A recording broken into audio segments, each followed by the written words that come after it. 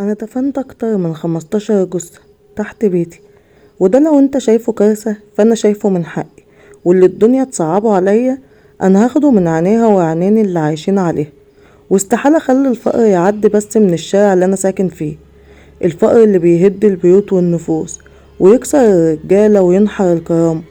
كلام كبير انت مش هتحس بيه، لانك قاعد في بيتك بتاكل وتشرب بدون ادنى معاناة.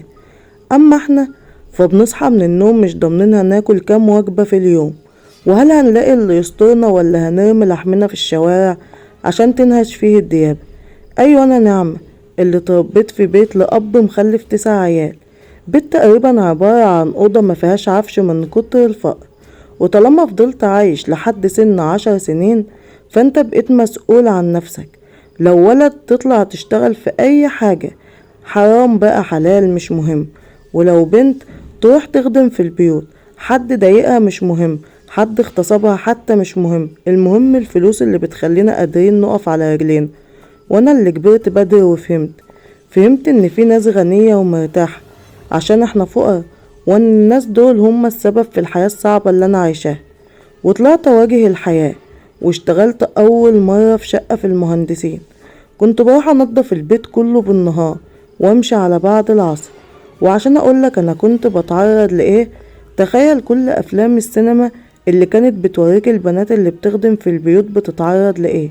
الست كانت بتتفنن في تعذيبي، ضرب واهانة وتعذيب وشتيمة بكل الالفاظ اللي في الدنيا. كانت بتستنى بفارغ الصبر ابسط غلطة عشان تمسك العصاية وتضربني. طبق يقع، كوباية تتكسر، شوية تراب نسيت اشيلهم. مش عارفة ليه المخرجين مخدونيش امثل معاهم في الافلام اللي من النوعية دي. وكان لازم اتعلم المسكنة وابكي واستسمعها واعتذر لها. وطبعا ماليش اي ظهر ولا حتى عمود فقري يحميني او اروح اشتكيله. ابويا بياخد فلوسنا عشان يتكيف بالحشيش، وامي نشفت من كتر الفقر، واخواتي كل واحد في وادي. وكان لازم اكمل استحمل واحدة بتعامل كلبها احسن مني، استحمل اكل اللي بيتبقى منهم، واستحمل ابنها المراهق اللي لما جسمي بدأ يظهر كان مسموح له يتحرش بيا في الرايحة والجاي. سنين طويلة وانا مع الست دي، ولا بتكل ولا بتمل من اهانتي، وكأنها بتلاقي متعتها في ده، او نقص كبير في شخصيتها بتطلعه عليا. وبدأ يكبر جوايا شعور الكره لكل مظاهر الطرف اللي هم عايشين فيه، والكره الأكبر للبشر اللي معاهم فلوس، اللي بفلوسهم استباحوا كل حاجة حتى البشر اللي زيهم. ووصلت ل20 سنة ووصلت الإهانة لدرجة العبودية، وكان لازم انتقام يليق بكل الأيام الأليمة اللي عشتها عندهم. وبما إني بقالي سنين عايشة معاهم ووصلوا لمرحلة الثقة العمياء معايا، فأنا كنت عارفة رقم خزنة الست اللي أنا شغالة عندها، وقررت وبناء عليه إما السجن واللي هو أرحم من العيشة دي، أو انتقام يليق بحياتي الجديدة اللي قررت أدخلها. واللي يحصل يحصل. استنيت كتير لحد ما نزلت الست للنادي وابنها خرج مع أصحابه، وبكل بساطة رجعت للشقة بنسخة المفتاح اللي طلعتها من وراها.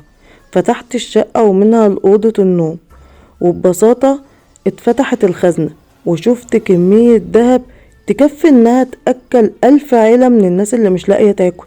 حطيت كل ده في شنطة وكمان كل الفلوس. طلعت ازازة فيها جاز ورشيت الانتريه والسفرة والتلفزيون، وبابتسامة مشرقة ولعت في الشقة كلها. وفي لحظات كنت خرجت من الشقة على الأسانسير اللي كان مستنيني، ونزلت لحظات وكنت في الشارع وشايفة خيوط الدخان طالعة من الشقة. بالشفا يا ست هانم. وطبعا كان لازم ابعد عن بيتنا وعن اهلي وعن الدنيا كلها. رحت لواحد بتاع دهب، كنت اعرف انه بياخد الدهب من غير فواتير بس بسعر اقل. بعتله حاجات بسيطة بحيث افهم الاول، ومنها على محل لبس فاخر اشتريت كام طقم، ومنها السمسار عشان يشوف لي شقة ايجار.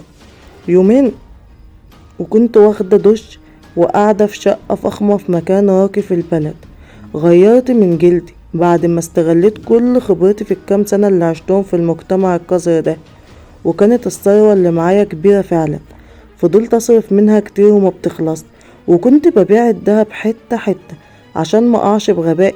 وكان الراجل اللي بيشتري دايما مبتسم وطلب مني اجيب كل الدهب مهما كان ومن غير ايصالات، وكأنه عارف اني بجيب الدهب ده من سكة غير مشروعة.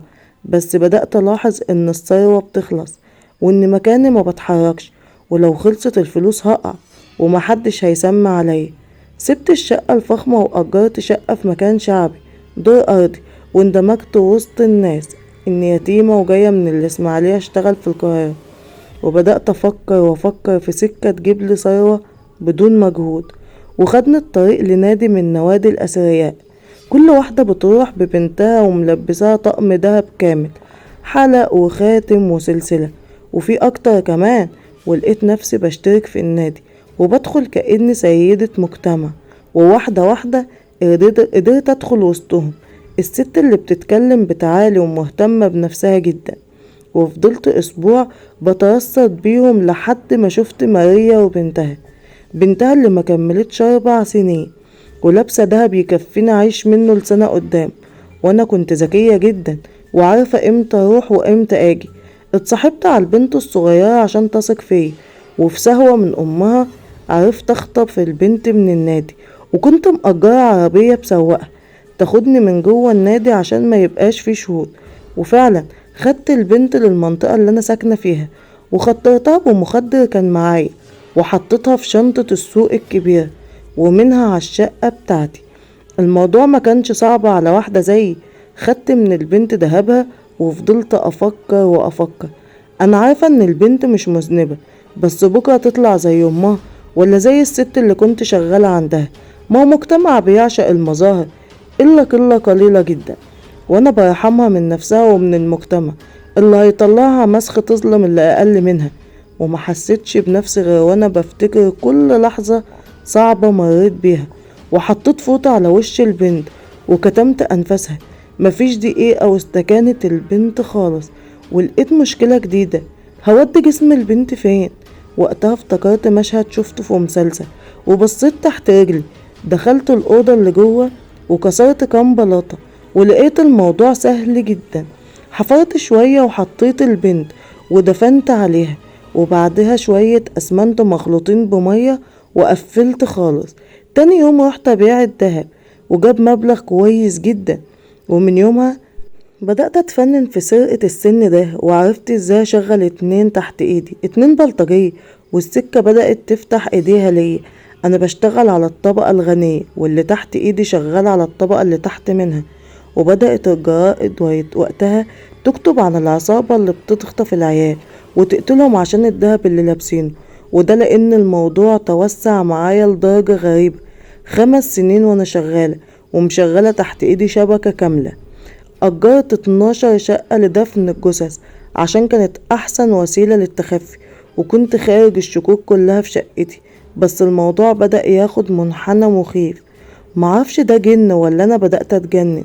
أنا بقيت بسمع كل ليلة صوت بكاء العيال في شقتي اللي مفيهاش حد غير وشوية جثث مدفونين في الأوضة جوه.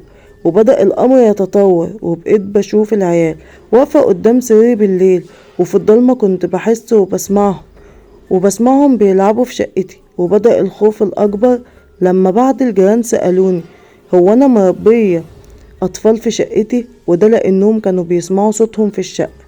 وفي ليلة صحيت من كابوس مخيف، كنت شايفة نفسي بتخنق، حد بيقتلني وأنا نايمة.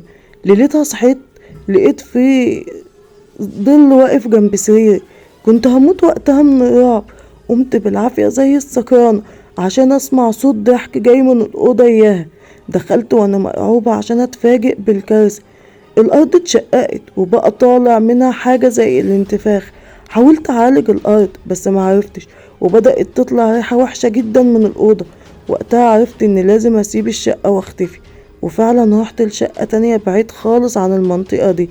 وكان القدر وقتها قرر إني أقع.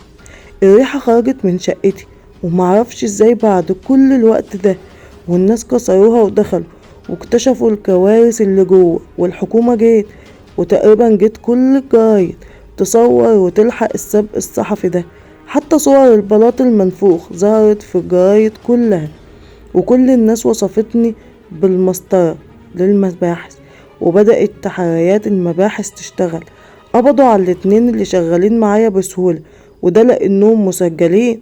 وبدأ الخناق يضيق عليا أكتر وأكتر، وبالأخص لما اتكلمت المذيعة المشهورة عني في برنامج خلف الحوائط، وراح السمسار يبلغ عني، لأن تقريبا مصر كلها كانت بتدور علي، وحالة غليان في الشارع المصري، حتى ان نشرة التاسعة اتكلمت عني. ومفيش يومين ولقيت قوة من الداخلية بتقتحم شقته وبتقبض علي، وعرفت ان وقت الموت جه، وان كل اللي عملته هشوف نتيجته الايام اللي جاية دي. وما كانش في اي فرصة ان انكر، واعترفت بكل تفصيلة عملتها، من قتل لسرقة لدفن. اعترفت بكل الطرق اللي كنت مشغلة بيها الشبكة من خلال كام بلطجي مشهور، واتحكم عليا بحكم الإعدام من أول جلسة. وقبل الحكم جيت المذيعة تسمع مني، تسمع من المجرمة اللي بقت حديث الناس في الشوارع. انت غلطانة صح ولا لأ؟ أيوة غلطانة، بس مش لوحدي. تقصد ايه؟ أقصد ان غلطانة أنا والجار اللي بيسيب جاره جعان مش لاقي ياكل وهو عارف كده وسايبه. أنا غلطانة أنا واللي بيدفع ملايين للمغنيين والرقصات وسايب ناس في القرى مش لاقيين رغيف العيش. أنا غلطانة والست اللي بتجيب دهب بآلاف وسايبة الخدامة بتاعتها تاكل من الزبالة غلطانة. أنا غلطانة وكل الناس اللي مش مهتمين باللي تحت منهم ولا بيدوهم حقهم غلطانين. اللي منع الصدقة غلطان، واللي دفع فلوس في حاجات مش مهم غلطان، واللي ظلم غلطان، واللي سكت عن الظلم ده غلطان. كلنا غلطانين، كلنا نستحق الإعدام، مش أنا بس، حتى انت غلطانة، لأنك بتقبضي آلاف وعمرك ما فكرت في حد فقير جنبك، في سواق عربيتك، خدامتك، بواب عمارتك. انتوا اللي بوظتوا ميزان العدل في الأرض، فكنت أنا النتيجة. أنا هتعاقب، بس هيطلع ألف غير، لأنكم مش هتتعاقبوا ومش هتتغيروا. كلمات خلدتها الصحف المصرية. حادثة شهيرة نشرت في كل الجرائد سنة 2003. وبكده خلصت حكايتنا. ياريت ما تنسوش اللايك والشير للفيديو وللقناة كلها. كان معكم زيزي، استنوني في فيديو جديد وحكاية جديدة، وإلى اللقاء.